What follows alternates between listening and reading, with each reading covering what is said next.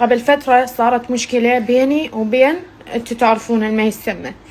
ايش قال لي؟ هددني بالبصمة، قال لي اقسم بالله انشر صور مين لبس عليه ثوب.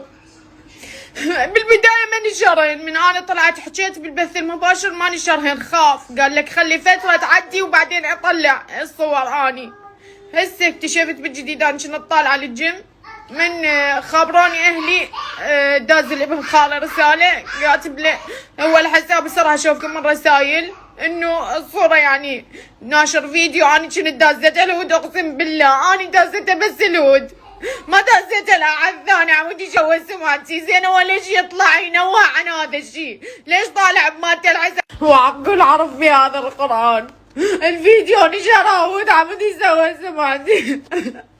أنا ما نشرت شي والله العظيم، ولا ترسل لي أحد هذا الفيديو بس إله هو تشوه سمعتي.